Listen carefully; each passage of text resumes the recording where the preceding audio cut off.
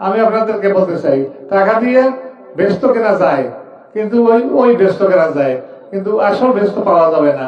সেখানে যার ফলস্বরূপ পড়িয়ে যাইবে পানির আগুনের মধ্যে, এই ব্যস্ত কেনা যাইবে।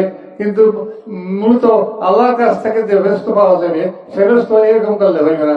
নামাজ রোজা করতে হইবে, যা আল্লাহ তাআলার বিধান আছে সেগুলো করলে তারপর তুমি ব্যস্ত যাইতে পারবা। এর আগে তো ব্যস্ত যাইতে পারবা না। আর বলছে যে তুমি দিয়ে দেখো, তুমি যদি মরিয়ে যাও তাহলে আমার কাছে জিজ্ঞাসা করবা যে আমি কেমন ব্যস্ত যাইতে পারলাম না।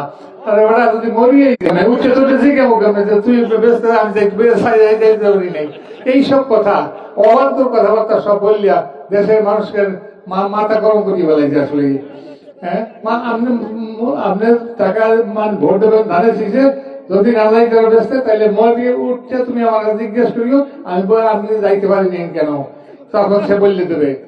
তো সুতরাং আপনারা এই ব্যস্তকেও কিনতে যাই না, এগুলো করলে ফাঁদে পড়বেন, ফাঁদে পড়িয়া জেলে যাইবেন এমনি।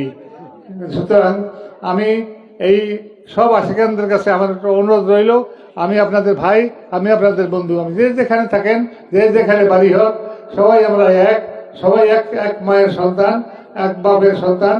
সুতরাং আমরা মুসলমানদের বিশ্বাস করি, আদম আলাইহিস সালামকে বিশ্বাস করি।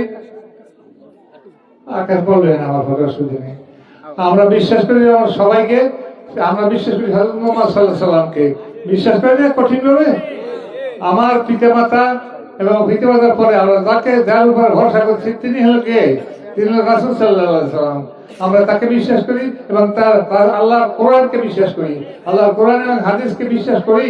আমরা মুসলমান, এই মুসলমান হিসাবে আমরা আল্লাহ এবং আল্লাহ রাসূলের কাছে আমরা প্রার্থনা করি, আল্লাহ তুমি আমাদেরকে ব্যস্ত দিও, আমাদের সবাইকে ব্যস্ত দিও। এই কথা আমরা বলি এইভাবে।